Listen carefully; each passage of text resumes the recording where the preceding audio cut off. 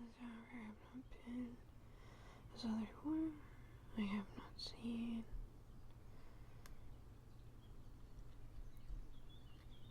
What? Oh, I'm just reading something. Sorry. You're curious about what I'm reading? Well, it's a compilation book of poems, Gothic romantic poems. I'm interested in taking part in the open mic night here at the cafe. Yeah, I'd like to read them. Although, I can't really choose which of my poems to read out. And I need some practice. Would you mind if I read a few of them to you? Okay, thank you. I suppose we'll start with John Keats. He died tragically young. Perhaps one of my favorite poems by him is To Sleep. O soft embalmer of the still midnight, shutting with careful fingers and benign our gloom-pleased eyes embowered from the light and shaded in forgetfulness divine. O soothe this sleep, if it so pleases thee. Close, in midst of this thine hymn, my willing eyes, or wait the amen ere thy poppy throws around my bed its lulling charities. Then save me, or the passed day will shine upon my pillow, breeding many woes. Save me from curious conscience that still lords its strength from darkness, burrowing like a mole. Turn the key deftly in the oiled wards, and seal the hushed casket of my soul.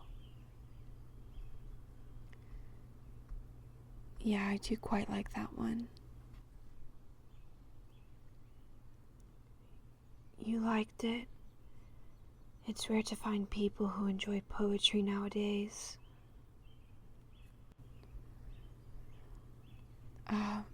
The other one, well, one of the other ones that I'm considering is by Percy Bysshe Shelley, the deceased spouse of Miss Mary Shelley, the author of Frankenstein. You know, they were quite romantic. They were married tragically for only 6 years because Percy died. He drowned.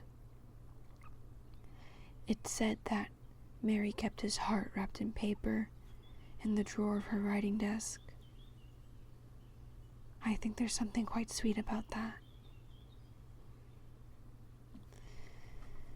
Well, the poem by him that I'm interested in is The Waning Moon. And like a dying lady, lean and pale, who totters forth, wrapped in a gauzy veil, out of her chamber, led by the insane and feeble wanderings of her fading brain, the moon arose up in the murky east, a white and shapeless mass. I think the imagery in this one's very strong. It's short, but very powerful. There's also Love's Philosophy by Percy. The poem Love's Philosophy is, well, it's what the title says. It's the philosophy of love. But, like every great romantic writer, Percy uses a lot of natural imagery. I think that's what a lot of people misinterpret about Gothic and romantic poetry and writing. Obviously, there's some darker themes and some horror, but a lot of them focus on the beauty of the world around them. The fountains mingle with the river, and the rivers with the ocean. The winds of heaven mix forever with the sweet emotion. Nothing in the world is single, all things by a law divine. In one spirit meet and mingle, why not I with thine? See the mountains kiss high heaven, and the waves clasp one another. No sister flower would be forgiven if it disdained its brother. And the sunlight clasps the earth, and the moonbeams kiss the sea. What is all this sweet work worth, if thou kiss not me? There's a reason why these Gothic poems are so highly regarded and viewed as so romantic.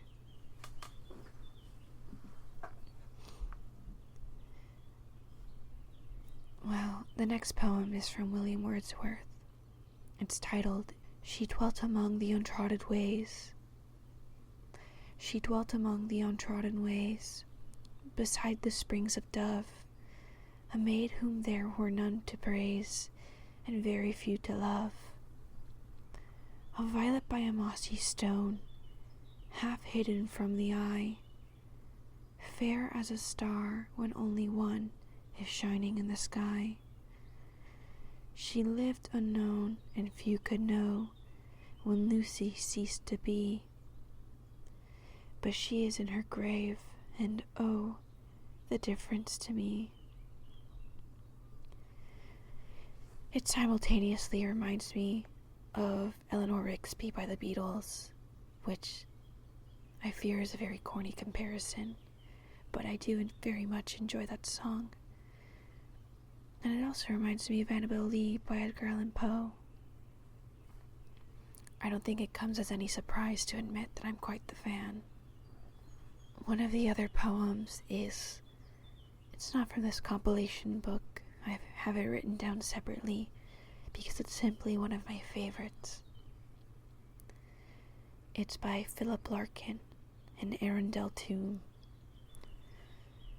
Side by side, their faces blurred, the Earl and Countess lie in stone, their proper habits vaguely shown as jointed armor, stiffened pleat, and that faint hint of the absurd.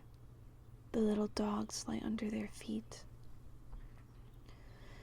Such plainness of the pre-Baroque hardly involves the eye, until it meets his left-hand gauntlet, still clasped empty in the other, and one sees, with a sharp tender shock, his hand withdrawn, holding her hand.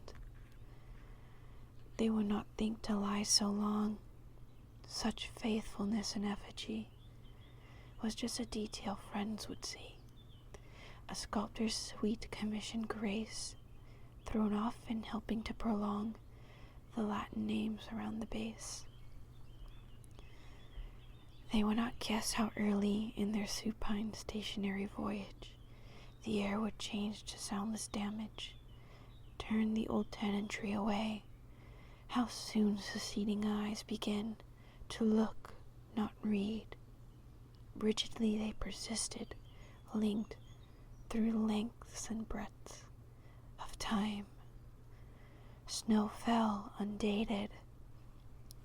Light each summer thronged the glass. A bright litter of bird calls strewed the same bone-riddled ground, and up the paths the endless altered people came, washing at their identity, now helpless in the hollow of an unarmorial age, a trough of smoke in slow suspended skeins above their scrap of history. Only an attitude remains. Time has transfigured them into untruth, the stone fidelity they hardly meant to come to be their final blazon, and to prove our almost instinct is almost true. What will survive of us is love. This poem was dedicated to the Earl and Countess of Arundel. It's about their tomb, as the title would imply.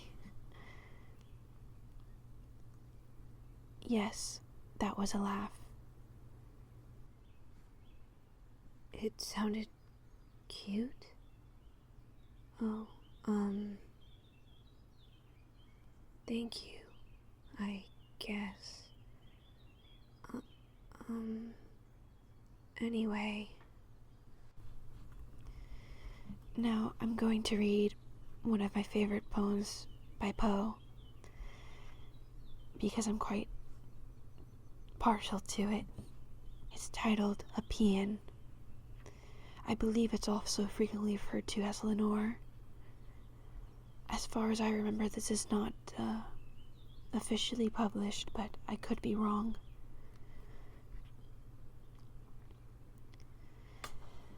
How shall the burial rite be read, the solemn song be sung, the requiem for the loveliest dead that ever died so young? Her friends are gazing on her and on her gaudy bier, and weep, oh, to dishonor dead beauty with a tear. They loved her for her wealth, and they hated her for her pride, but she grew in feeble health, and they love her that she died. They tell me, while they speak of her costly broidered pall, that my voice is growing weak, that I should not sing at all, or that my tone should be tuned to such solemn song so mournfully, that the dead may feel no wrong. But she is gone above, with young hope at her side, and I am drunk with love of the dead who is my bride. Of the dead who lies, all perfumed there, with death upon her eyes, and the life upon her hair. Thus on the coffin, loud and long, I strike, the murmur sent through the great chambers to my song shall be the accompaniment. Thou diedst in thy life's June, but thou didst not die too fair, thou didst not die too soon, nor with too calm an air. For more than fiends on earth, thy life and love are riven, to join the untainted mirth of more than thrones in heaven. Therefore, to thee this night I will no requiem raise, but waft thee on thy flight with a paean of old days. Isn't that one marvelous? You agree? I'm glad to be able to share this with someone. Thank you. I think all these poets are excellent in their charting of madness and the way they captured madness and romance and death. All these things seem so beautiful, because just as frequently as they would write about those topics, they would write about the vibrancy of life and the meaning of living. Both Wordsworth and Shelley had written extensively about nature. I believe they both have poems dedicated to clouds. The old pastime of cloud busting is not lost upon them. I see also why it was a trend to send the supposed sick to be out at sea to recover. It would be nice to do that, I think. To be free from the stresses of this world, even if just staying by the seaside, watching the storms roll in over the coast, hearing the thunder and the crash of waves. It's just simply always been a fantasy. Why do you ask? I hate how repetitive things are. So I try to break up the monotone nature of life with literature and, well, research. I know I speak in a way that's similar to the way of life I detest so deeply, but I find it very difficult to express anything differently. Really? You like the way I speak? No. Nobody has ever said it to me. That's all. Well, do you have any opinions on the poems I read you?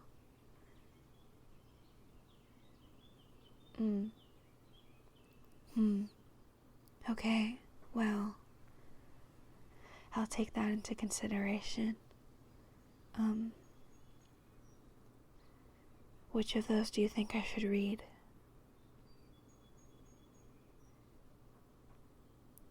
Well, don't ask me. I like all of them, so I'm having a hard time choosing. You think I read that one well? Thank you. I suppose I'll give it a try. Well, should I treat you to something to thank you? I can go order a coffee for you at the cafe. Would you like that? Alright, I'll be right back then. I needed a refill anyway.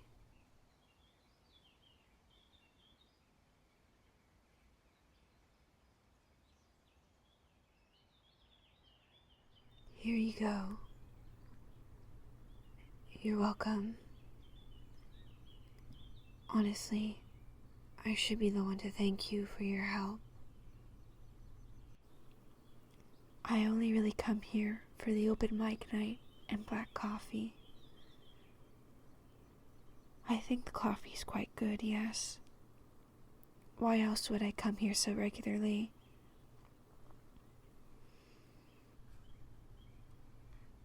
How is it? I'm glad to hear. Would you like sugar with yours? Okay, well, the sugar cubes are here anyway.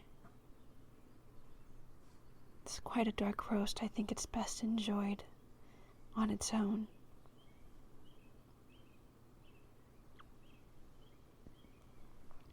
Would you also happen to be interested in coming to the open mic night? It would be quite the confidence booster if I saw you in the audience. It would mean that I enraptured you enough to have you come back for round 2.